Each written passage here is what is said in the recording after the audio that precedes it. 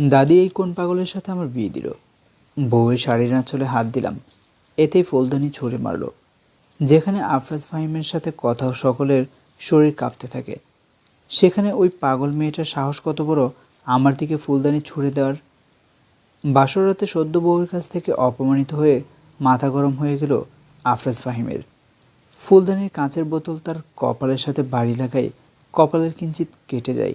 দাঁতে দাঁত চেপে ধাক্কা দিয়ে বউকে বিছানায় ফেলে দেয়।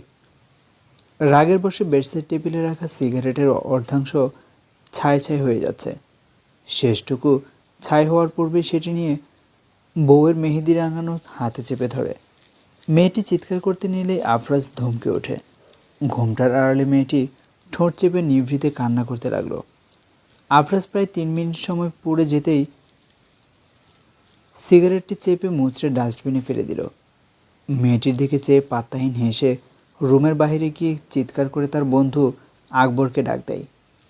আকবর তো নিজের বউয়ের সঙ্গে একটু সোহাগ করতে নিচ্ছিল, কিন্তু তার হয়ে উঠল না। জল্লাদ বন্ধুর চিৎকারে ধরফরিয়ে বউয়ের শরীরের উপর থেকে উঠে পড়ল। আকবরের বউ মিসেস কুসুমা মুখ কুঁচকে বলে, উফ, যখনই জামাইয়ের আদর খেতে যাব তখনই তোমার বন্ধু নতুন নতুন তালবাহানা শুরু করবে। এসবের মানে কি? দাদি বউ এনে দিল, তাও তোমার বন্ধুর অভিযোগের শেষ নেই। আকবর চুপটি করে নিজের লুঙ্গি গিট মেরে বউয়ের কথার জবাব দিল না, তৎক্ষণাৎ বেরিয়ে গেল।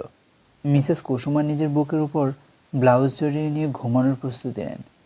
মনে মনে দুই বন্ধুকে এক দফা বকাঝকা করে চোখ বুজে নেয়। আফরাজ তার বাসর রুম থেকে সোজা স্টাডি রুমে গিয়ে ফার্স্ট এড বক্স বের করল। মেয়েটিকে মনে মনে শখানেক গালি দিতে থেকে কপালের কাটা অংশের ব্যান্ডেজ করে নিল। তবে এতেও তার মাথা ঠান্ডা হলো না। রুমের মধ্যে এক প্রান্ত ও প্রান্ত পায়চারি করে চলেছে। আকবরকে সামনে জ্যান্ত পেলেই চিবিয়ে খাবে। তখনই স্টাডি রুমে ধরফরিয়ে চলে এলো তার বন্ধু আকবর। আফরাজ সিংহের মতো গর্জিয়ে বলে, আকবর, সত্যি করে বল, দাদি যে মেয়েকে আমার জন্য বউ করে আনলেন সে কি পাগলাগারদের রোগী ছিল? জল্লাদ বন্ধুর কথা শুনে আমতা আমতা করতে লাগলো আকবর। আফরাজ দাঁতে দাঁত চেপে কিছু বলার মুহূর্তে পূর্বেই তার পিঠে ধরাম করে কে যেন বাড়ি দিল। দুজনে চমকে তাকায়। আফরাজের দাদি খাদিজা বেগম লাঠি ধরে দাঁড়িয়ে নাতির কর্মকাণ্ড পরখ করছিলেন। দাদিকে দেখে চোখ মুখ কালো করে অভিমান মিশ্রিত গলায় বলে, এই তুমি ঠিক করলে না, নিজের জন্য পাগলি সতীন নিয়ে এলে? এটা কোনো কথা? জানো, বাসর ঘরে ঢুকতে ফুলদানি দিয়ে আঘাত করলো। ভাবো, ভবিষ্যতে তো আমার জীবন তেজপাতা বানিয়ে ছাড়বে ওই মেয়ে। একদম ভালো হবে। ইচ্ছাকৃত তোর জন্য আমি ওই মেয়েকে ধরে বেঁধে এনেছি। সারাদিন ব্যবসা সামলে বাসায় ফিরে কখনো নিজের দিকে খেয়াল করেছ? একজন সঙ্গী না থাকলে জীবনটা আধমরা লাগে নাতি। ব্যাস দাদি, প্লিজ, তোমার ওই সামান্য টাকার নাতবউকে আমার চোখের সামনে থেকে সরাও। I swear I'll kill her when I see her again. আফরাজের কাঠিন্য মুখশ্রী দেখে দাদি আর আকবর চমকে গেল। আফরাজের কপালে ব্যান্ডেজ দেখে দুজনে অবাক হয়েছে। ব্যাপার কি না বুঝতে পারলেও এটুকু আন্দাজ করতে পারলো রুমের ভেতরে নিশ্চয়ই বড় কিছু ঘটেছে। দাদি বিনা বাক্য ব্যয় করে নাতির রুমের দিকে পা বাড়ায়। আকবরকে কিছু বলার সুযোগ না দিয়েই রাগে ধূপধাপ পা ফেলে বাহিরে চলে যায় সে। তার পেছনে গার্ড যেতে নিলেই আফরাজ তাদেরকে হাতের ইশারায় থামিয়ে দেয়। এই দেখে আকবর বিরক্ত চোখে তার পরিচিত গার্ডকে ঠিক দেয়। তার দিকে চেয়ে বলে, শোনো ভাইয়া, এখন রেগে বাহিরে যাচ্ছে, তার পেছনে গার্ড পাঠাও রাইট নাও। Yes sir. দাদি খাদিজা বেগম নাতির রুমে এসে নাতবউকে কোথাও না পেয়ে ভ্রুকু নেড়ে বারান্দায় গেলেন। দেখতে পেলেন ছোট বাচ্চার মতো নিজেকে চেপে ধরে বিড়বিড় করে কি যেন প্রলাপ করে চলেছে নাতবউ। খানিক চিন্তিত হয়ে তিনি নাতবউকে আদুরে কণ্ঠে ডাক দিয়ে উঠলেন, নাতবউ, শুনছ?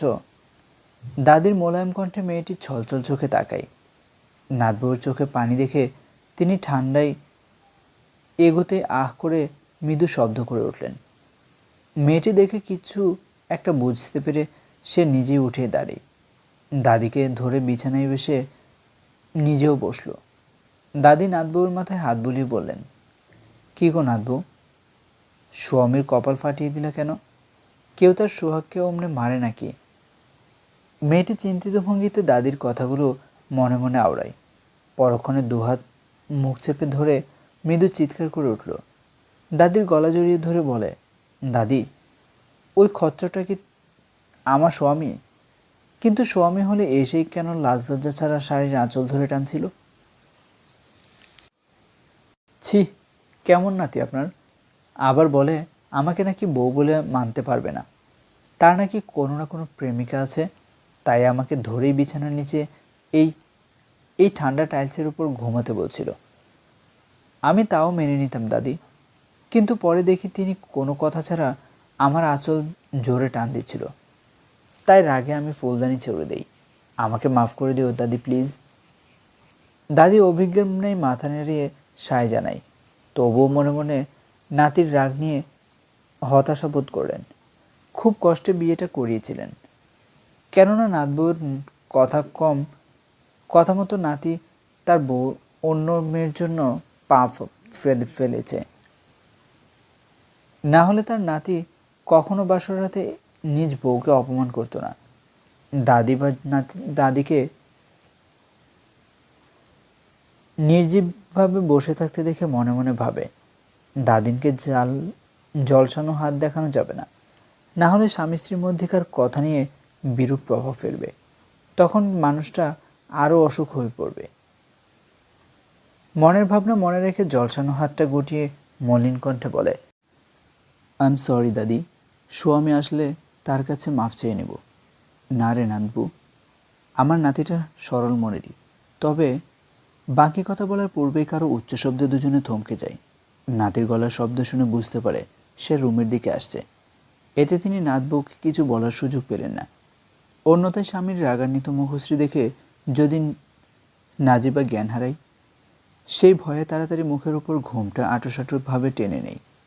তার এই ভয়ের কারণ, স্বামী যদি এসে তাকে তার রুমের মধ্যে রেখে রেগে যায়, তখন তো তার দাদি শাশুড়ির সামনে চর খেতে হবে। এই ভেবে ভয়ে ঘুমটার আড়ালে ঠোঁট চেপে ধরল। আফরাজকে তার গার্লফ্রেন্ড তাবাসসুম কল করে তার কান্নাকাটি শোনাচ্ছে। এতে বেশ বিরক্ত বোধ করলেও শান্ত মনে প্রেয়সীকে সামলানোর প্রচেষ্টা করছে সে।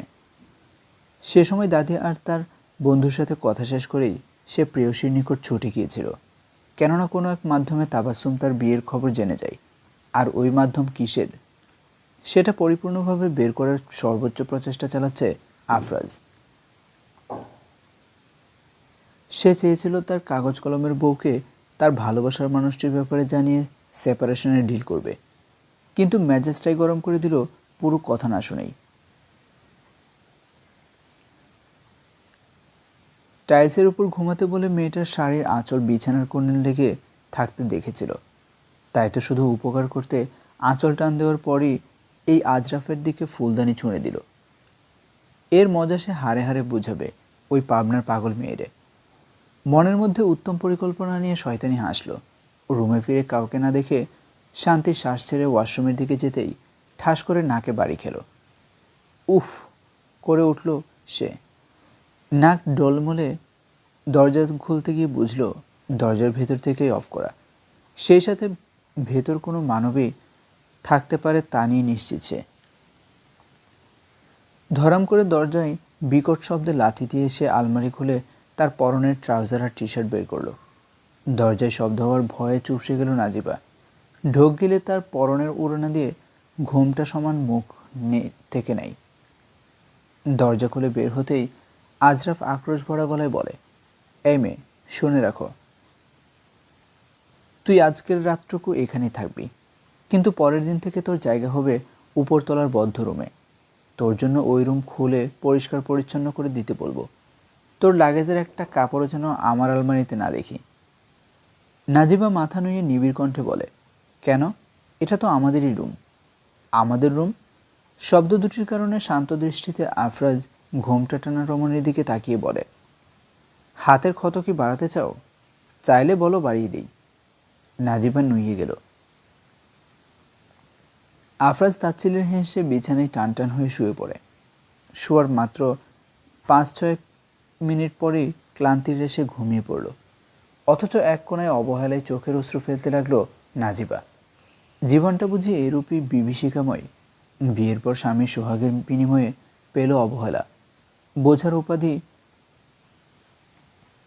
কথাহীন স্বামী যে সাইডে ঘুমিয়ে আছে তার দিকে ধীরস্থির পায়ে হেঁটে স্বামীর মুখশ্রীর উপর ঝুঁকল। নাজিবা নিজের ঘোমটা সরিয়ে স্বামীর মুখশ্রীর দিকে অপলক চেয়ে রইল। ঠোঁটের কোণে মিষ্টি হাসি টেনে টেনে মনে মনে বলে, কি ভেবেছেন আমার শরীরে আঘাত করলে আমি বুঝি দূরে সরে যাব? না গো, বহু সাধনার পর আপনার বউ হওয়ার সুযোগ পেয়েছি। কেমনে তা ব্যর্থ হতে দেই? কিশোর বয়সের পাগলামিপনা প্রেম আমার। এমনি কি তুড়ি বাজালে আপনার সোকল গার্লফ্রেন্ড আমার থেকে ছিনিয়ে নিতে পারবে? হ্যাঁ, আমিও নাজিবা মুসাররাত। পাগলামিপনা শুরু হবে। সেই পাগলামিপনায় অতিষ্ঠ হয়ে আপনি নিজেই ভালোবেসে ফেলবেন আমায়। I promise it to you myself. Najiba নিজের ভাবনায় নিজেই সন্তুষ্ট হয়ে আফরাজের নাকের উপর লাল রঙের রাঙানো ঠোঁট দিয়ে চুমু খেল। কিন্তু এতে যে তার ভেতরে লোভ জাগছে কে জানত। এক চুমু দিয়ে মন না ভরায় স্বামীর পুরো মুখশ্রীতে চুমু মেখে লিপটে দিল। পরক্ষণে কী ভেবে যেন সে চটজলদি হ্যান্ডব্যাগ হাতে ফোন বের করে তার সুশ্রী স্বামীর লাল রাঙানো চুমুর ছবি নিয়ে রাখল। মোক্ষম সময়ে ছবিটিকে কাজে লাগাবে বলে ভেবে রাখল সে। গুনগুন করে আফরাজের রুম হতে বের হয়ে গেল। রুমের বাহিরে এসে দরজা ভিড়িয়ে এদিক ওদিক চেয়ে চটজলদি তার জন্য বরাদ্দকৃত রুমে ঢুকে পড়ল। রুমটি আফরাজের রুমের বিপরীত মুখে রেডি করে রেখেছে তার দাদি শাশুড়ি। সে সময় রুমে দাদিকে সেই অনুরোধ করেছিল যেন তার রুমটি স্বামীর রুমের মুখোমুখি রেডি করে রাখা হয়। খাদিজা বেগম মাথা নেড়ে আকবরকে খবরটি দিল। সেও মনে মনে ভাবির বুদ্ধিমত্তার তারিফ করল। রুমটি সজ্জিত করলে সার্ভেন্টস পাঠিয়ে দেয়। নাজিবার অন্তর পড়ছে ভালোবাসার মানুষটিকে কাছে পেয়েও দূরে সরে থাকার যন্ত্রণায়। তবুও গন্তব্যের দিকে লক্ষ্য রেখে নিজেকে ধাতস্থ করে বিছানায় শুয়ে ঘুমিয়ে যায়। স্যার, একটা ভুল হয়ে গিয়েছে। কাঁপা গলায় মেন্টাল হসপিটালের ডাক্তার সিফাত হাসান বলেন। কথাটি শুনে রকিং চেয়ার হেলানো লোকটির মুখশ্রী হতে শান্তির রেশ কেটে গেল। সে রকিং চেয়ার থামিয়ে দিয়ে ধীরস্থির হয়ে বসে গাম্ভীর্য কণ্ঠে বলে, ভনিত আমি মোটেও পছন্দ করি না। যা বলার সরাসরি বলুন। ডাক্তার সিফাত হাসান ঢোক গিলে বলেন, স্যার, বিগত 1 সপ্তাহ ধরে মেয়েটিকে কোথাও পাওয়া যাচ্ছে না। আমরা ভেবেছিলাম হাসপাতালের ভেতরে বোধহয় কোথাও লুকিয়েছিল মেয়েটি। কিন্তু পুরো হাসপাতাল খুঁজেও যখন পেলাম না, তখন আমি গোপনে লোক লাগিয়ে দিয়েছিলাম, কিন্তু নিখোঁজই রইল সে। রকিং চেয়ারের হ্যান্ডেল শক্ত করে ধরে রাগে কাঁপতে লাগলো লোকটি। হুঙ্কার ছেড়ে দাঁড়িয়ে যাই। ফোন কানে চেপে বিশ্রী গালি দিয়ে বলে,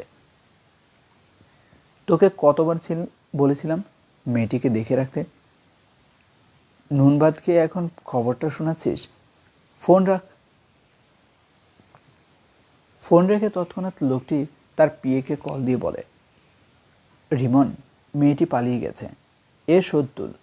শোন, গত বছর যাবৎ যে ডাক্তার তার জন্য নিয়োজিত ছিল তাকে ধরে পথের কাঁটা হিসেবে সরিয়ে দেই। আশা করি কি করতে হবে ভালোই জানিস। ইয়েস স্যার, কাজটি আজকেই হয়ে যাবে। আর শোন, নিয়োজনের খবরটি ছড়িয়ে পড়ে। হেডলাইন আমি যা বলছি তাই যেন ছাপানো হয়। ডাক্তার সিফাত হাসান, যিনি কিনা মেন্টাল হাসপাতালের জনমান্য মানব, তার দ্বারা এক পাগল মেয়ের রেপ হওয়ায় অনুশোচনা বোধে তিনি নিজেই আত্মহত্যার পথ বেছে নিলেন। বুঝছিস? অনেক ভালোভাবেই স্যার। লোকটি ফোন রেখে পুনরায় শান্তি মনে রকিং চেয়ারে হেলান দিল। চোখ মুখে গাম্ভীর্যতা রেখে বলতে লাগে, কি মনে করো মেয়ে, পালিয়ে কত দূর যাবে? তোমাকে ত্যায্য কলঙ্কিত কেমনে বানানো যায় সেটা ভালোভাবে আয়ত্তে আছে। হা হা হা হা করে রুম কাঁপিয়ে হাসতে লাগলো লোকটি। সূর্যের আলো রুমে পড়তেই আফরাজ এর ঘুম ফুরিয়ে গেল। আড়মোড়া হয়ে উঠে বসলো।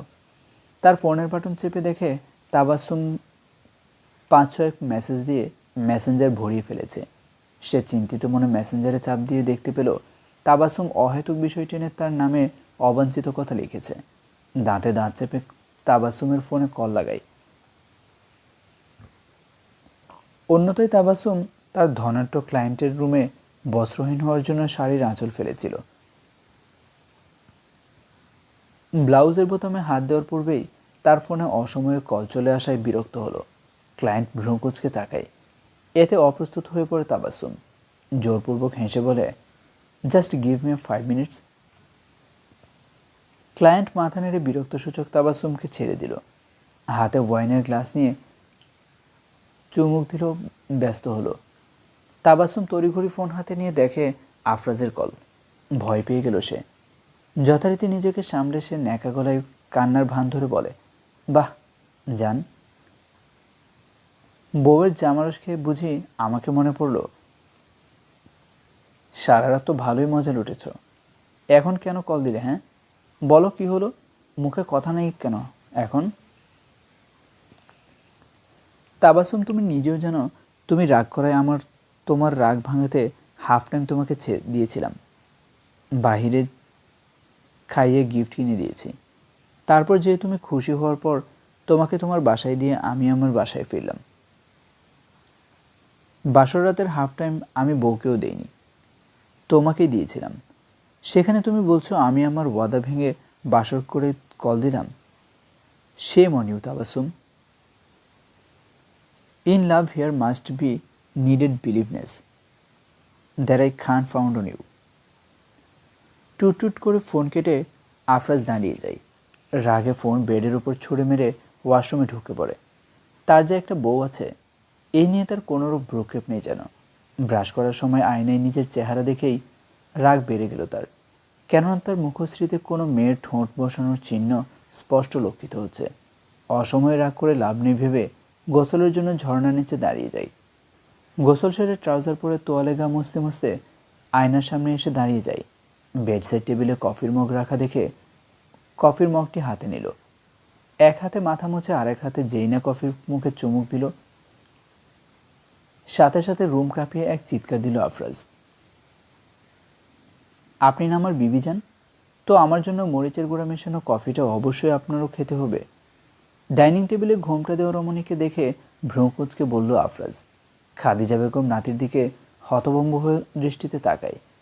নাত বউয়ের কাঁচুমাচু ব্যবহার স্পষ্ট বোঝাচ্ছে যে সে কৌশলে মুখ কফিতে মরিচের গুঁড়া মিশিয়েছে। খাদিজা বেগম কলা কেশে নাতির দৃষ্টি আকর্ষণ করলেন। আফরাজ শান্ত চোখে দাদির দিকে তাকায়। তিনি নাতির হাতের উপর হাত রেখে বলে, দাদু ভাই, যা হয়েছে ভুলে যা না। নাত বউ আর এমনটা করবে না। নো দাদি, স্বামীর কথার মান্য করা স্ত্রীর কর্তব্য। So I want to see her responsibility for me. আকবরও তার বন্ধুর কথার উপর কিছু বলার মতো পেল না। তার পাশে ভীতিগ্রস্ত হয়ে বসে রইল তার বউ কুসুমা। সে করুণ চোখে মেয়েটির দিকে তাকায়। সে ঘুমটার আড়ালে কিরূপ আচরণ করছে তা বোঝা মুশকিল। অন্যথায় নাজিবা অপলক তার স্বামীর দিকে চেয়ে আছে। সাদা শার্ট, কালো প্যান্ট, কালো স্যুটের মধ্যে শ্যামবান পুরুষের সৌন্দর্য যেন 1.5 গুণ বেড়ে গিয়েছে। মুখশ্রীর মধ্যে রাগের ছড়ানো লাল আভা যেন সেই সৌন্দর্যকে আঁকড়ে ধরেছে। আপন মনে হেসে স্বামীর এগিয়ে দেওয়া হাতে থাকা কফির মগটি স্পর্শ করে সে। মেয়েটির স্পর্শে আফরাজের শরীরে অন্যরকম এক বিদ্যুৎ খেলে গেল। নাজিবা কফির মগটি নেওয়ার সাথে সাথেই আফরাজ নিজের হাত গুটিয়ে নেয় পকেটে, যা নাজিবার চক্ষু আড়াল হয় না। স্বামীর চক্ষুদ্বয়ের মাঝে চেয়ে কফির মগে চুমুক দেয়। এক চুমুকে কফির মগ খালি করে ফেলে সে। ডাইনিং রুমে পিনপতন নীরবতা চলছে। কাজের খালা মিনা আপা তার খালাম্মার কানে ফিসফিস